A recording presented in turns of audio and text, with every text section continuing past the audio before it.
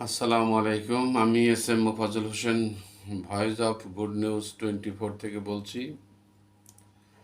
আজকে আপনাদের সম্মুখে আজকের যুগান্তর পত্রিকার 977 বিচ্ছুতে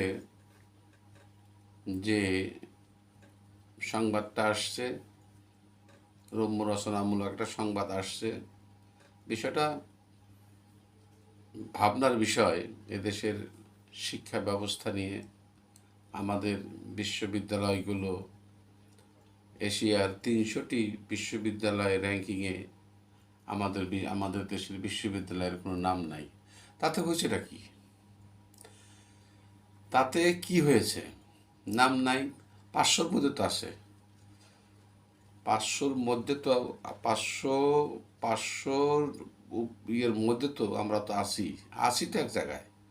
একটা দেশের বিশ্ববিদ্যালয়ের একটা ওজন আছে, শিক্ষকদের মান মর্যাদা আছে, শিক্ষার হার আছে, ইত্যাদি বিচার বিশ্লেষণ করে হয়তোবা কর্তৃপক্ষ র্যাঙ্কিং করে।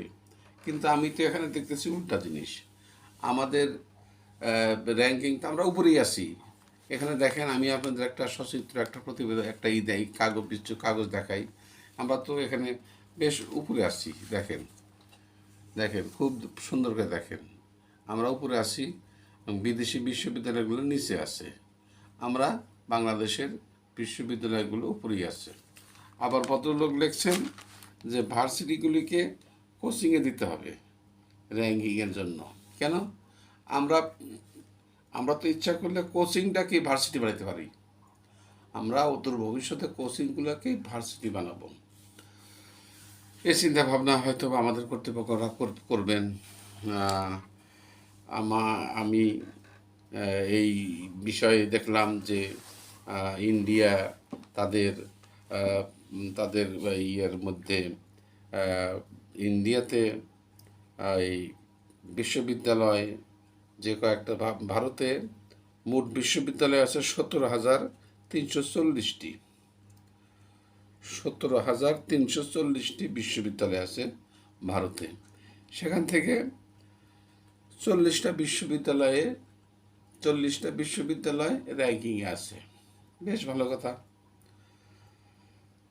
আপনাকে খেয়াল করতে হবে যে 17,340টি বিশ্ববিদ্যালয়ের মধ্যে 40টা বিশ্ববিদ্যালয় র্যাঙ্কিংয়ের মধ্যে আছে, 300-র মধ্যে আছে। পক্ষান্তরে পাকিস্তান এমন একটা দেশ যে দেশে 181টা বিশ্ববিদ্যালয় আছে। কলেজ বিশ্ববিদ্যালয় থেকে শুরু করে সরকারি বিশ্ববিদ্যালয় সব কিছু মিলে 181টা বিশ্ববিদ্যালয় আছে।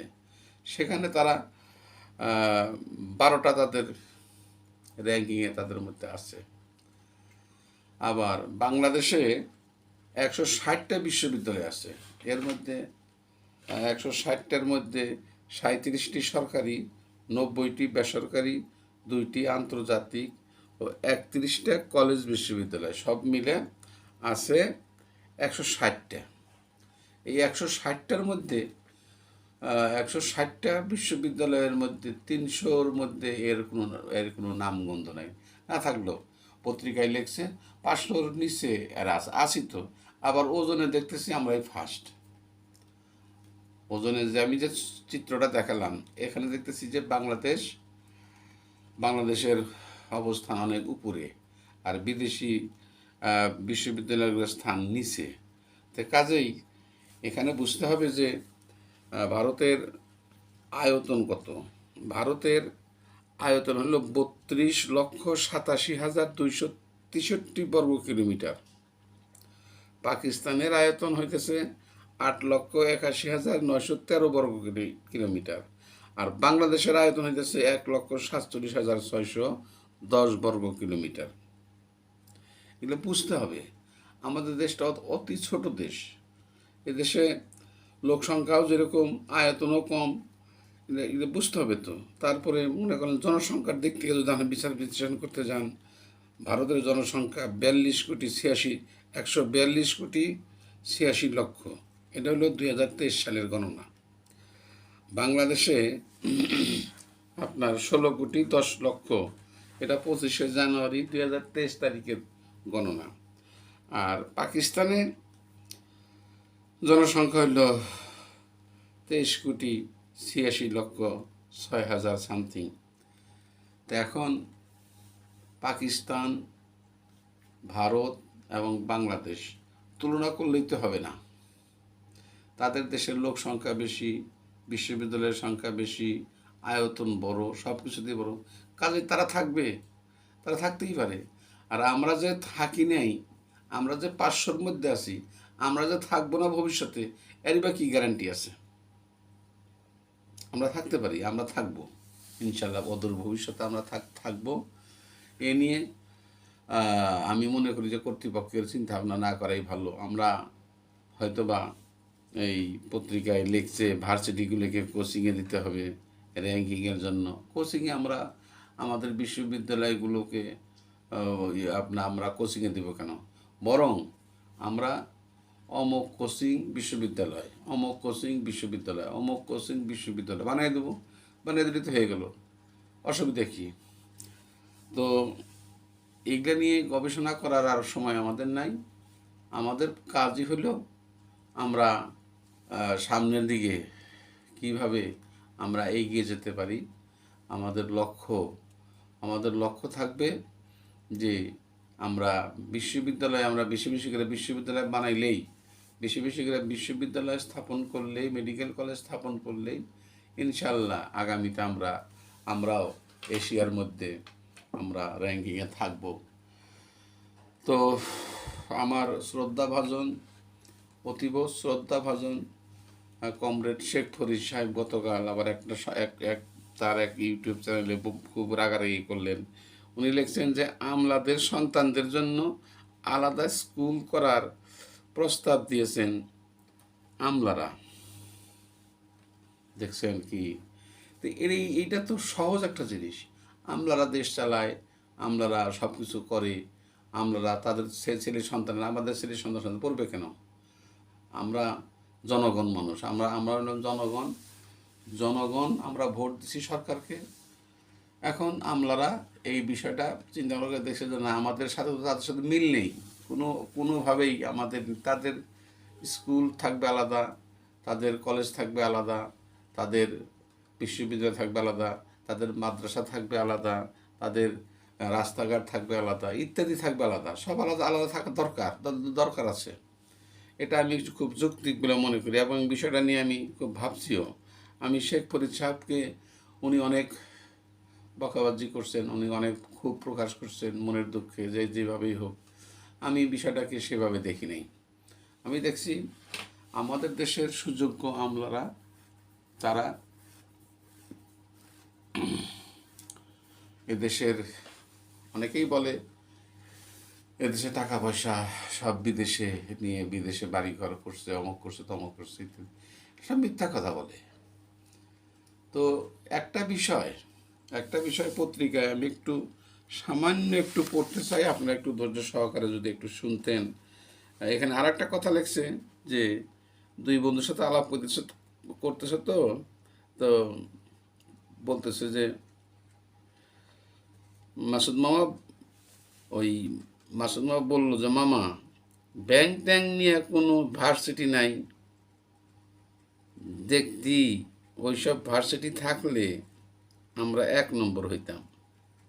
আমরা এইটুকু দেশে যেমন ধামাধাম ব্যাংক বানাইতে পারি, আবার মনে চাইলে খালি কইরাও ফালাইতে পারি, আবার 2-1টির ধইরা আঠা দিয়া জোড়াও, মানে 2 ব্যাংকের একীভূত হওয়া লাগাইতে পারি। এইরকম কোনো ভার্সিটি থাকলে দেখতি আমরা 1 নম্বরে থাকতাম। এটা একটা বলছে, একটু রং তামাশা দেয় বলছে, এটা আমি করি না। তবে আপনাদের কাছে আমার বিশেষ বলার কিছু নাই। শিক্ষার সম্পর্কে যে অবস্থা বর্তমানে চলছে সেটা আপনারাই ভালোভাবে জানেন। বাংলাদেশ তো কষ্টের একটা দেশ। এই দেশে আপনারা এখন ছেলেমেয়েরা লেখাপড়া নিয়ে তেমন কোনো মাথা ঘামানো না। আর আমাদের শ্রদ্ধেয় যারা শিক্ষক সমাজ আছেন তাদেরও তো তেমন কোনো বক্তব্য বিবৃতি পত্রপত্রিকায় পাই না, বা সে ধরনের কোনো ভালো কিছু আমরা পাই না। যাই হোক, একটা গল্প দিয়ে শেষ করি। সেটা হলো যে এক ছাত্র পরীক্ষার মাস্টার বলছে যে তোমাদের কিন্তু পরীক্ষায় ফ্রেন্ড, বন্ধু, রসল আসবে, এটা তোমরা ভালোভাবে পড়বা, মুখস্থ করবা। তো এক ছেলে তো খুব ফ্রেন্ড রচনাটা ভালোভাবে শিখছে। শেখার পরে পরীক্ষার হলে গেছে, যা দেখে যে ফ্রেন্ডটা আসে নাই, আসছে ফাদার। এখন উপায় কি? শিখছে তো ফ্রেন্ড, এখন পরীক্ষায় আসছে ফাদার, লিখবো কিভাবে? সে অনেক চিন্তা ভাবনা করে দেখলো যেখানে ফ্রেন্ড আছে সেখানে ফাদার লাগাই দিতে হয়ে যায়, যেখানে ফ্রেন্ড শব্দ আছে সেখানে ফাদার শব্দ লাগা লিখে যায়। সে তখন লিখতেছে যে আমার অনেকগুলো ফাদার আছে, আমার ফাদারগুলো খুব ভালো, প্রতিদিন আমি ফাদারদের সাথে খেলাধুলা করি, ফাদাররা আমাদের বাসায় আসেন, আমার মা ফাদারদের খুব ভালোবাসেন, আপ্যায়ন করেন। তো এইভাবে অনেক কিছু লিখছেন। লেখার পরে শেষে লিখছেন যে অসময়ের বাবারাই হইল প্রকৃত বাবা, অসময়ের বাবারাই প্রকৃত বাবা। এখন আমি বেশি কিছু আর বলতেছি না, আপনাদের কাছে কোনো কিছুই গোপন করি না। আমি এই কথাও বলি না কোনোদিনও যে ভাই আমার এইটাকে আমরা লাইক দিয়েন, শেয়ার দেন, অমুক করেন, তমুক কী কী জানি আসছে সেগুলা করেন, আমি কোনোদিন বলি না। আপনাদের উদ্দেশ্যে বলি একটা কথাই, সেটা হলো ভাই, আজকে আমার এক প্রতিষ্ঠা আমার ওস্তাদ একটা কথা বলছেন যে আপনি যেহেতু 2-4টা কথা বলেন, আজকালকার পোলাপানরা, কলেজে পড়ুয়া ছেলেমেয়েরা ইদানিং পিতামাতার কথাও শোনা বাদ দিছে, অনেক একটু রাগারাগি করে, ঝগড়াঝাটি করে। তো বললাম স্যার এটার কারণটা কি? স্যার বললেন যে এটার কারণ অনেক কারণ আছে, তার মধ্যে মোবাইল হলো বড় একটা কারণ।